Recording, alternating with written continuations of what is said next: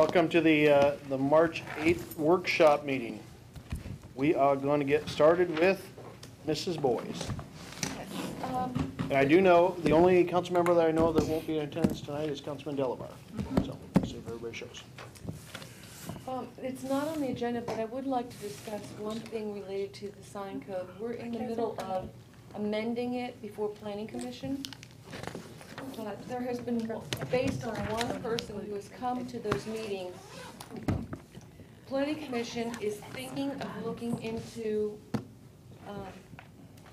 allowing off-site signs.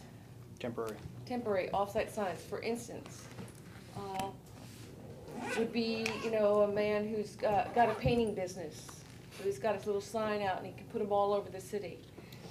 I don't really want them to go forward with this without council's opinion.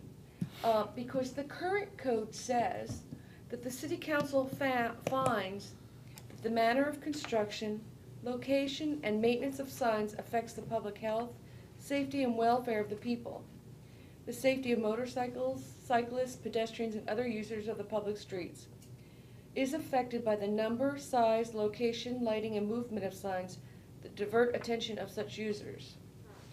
The size and location of signs, if uncontrolled, may constitute obstacles to effective firefighting techniques.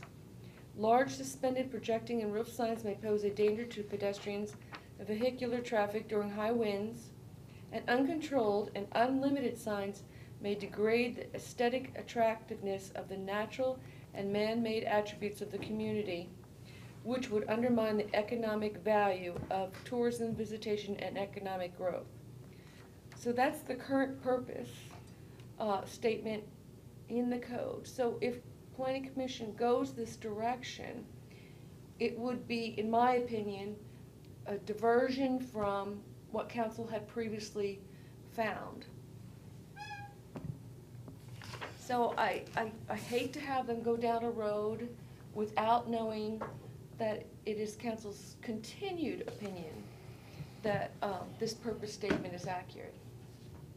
So I'm just looking for a little bit of feedback. Joanne, can you briefly summarize the direction they're going right now? The Planning Commission is going? Right, they're reviewing the sign code. Yeah. They're thinking that they want to permit off-premise signs, which are a business that is not located at that location, putting signs all over town. I do have to say that there is no other jurisdiction that we have found that allows this. Our current code does not allow it. For instance, those little signs that are put out, I do painting jobs, or renegotiate your mortgage. Or yes, or Mary Jane's shop wants to put off-site premise signs all over town, while East Street Food Market wants to put them all over town. So it goes against, in my opinion, the current purpose as council adopted at that time it was adopted. And I just want to remind them of that and see, though, is this still what the council wants? I get that part. Thank you. Can I ask Councilman Morris here his opinion on the possibility that signs might interfere with public safety apparatus? I think that the only issue that when you were reading that I thought about was that line of sight issues where you're coming to a corner, those types of things. But that's already addressed. Unless there was a sign that was blocking a hydrant. Right. Or. But we have those issues at any given time, and we call, Joanne's group, and they run up and check it out and make sure. But I can't imagine that any of the signs, at least that have been discussed here tonight, that would be an issue for public safety. I can't think of any off the top of my head. I think that one of my initial thoughts was that we might put a limit, but then somebody has to enforce that. Yeah.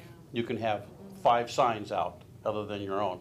And I'm just saying that because I don't know that when 5 years ago or 10 years ago when that ordinance was put into place, that it, yes, that day it fit But today, the A-board sign is a different issue, and isn't such as big a deal as we at one May I time mention, thought. though, one of the things about public safety is the fact that these are put out there, and we live in a high wind area, and they're not, like a permanent sign is really fastened, they've got a building permit, they're engineered, so there has been an issue of signs blowing away, blowing on people's windshields, that sort of thing. And then I just want to ask you, if you're in your mind, if you can imagine what it would look like to drive down the street, if every business in town had 5 off-premise signs, what it would look like. Well, it just becomes a cluttered thing, and that's, how many times has it been addressed here on political signs, which is another whole ball game, and it is allowed, but after a while, at election time, it's a mess. Yeah, imagine it being that way all the time. Yeah. And not only that, with all of that clutter, once it's political season, you're gonna have to put out a whole lot more signs. Well, Campaign just to, There's an enforcement issue too. Yeah. How do you know who's got 5 and who's got 10 and who's got 20 Yeah. signs out there? if what's prohibited now is off-premises advertising for constructed signs that meet code, then, I could be a bit more flexible on that, but I certainly don't want to see the streets just covered with these small plastic signs. And there's the additional issue, though, that if you go with allowing off-premises code signs or constructed signs, what's the distinction between that and a billboard?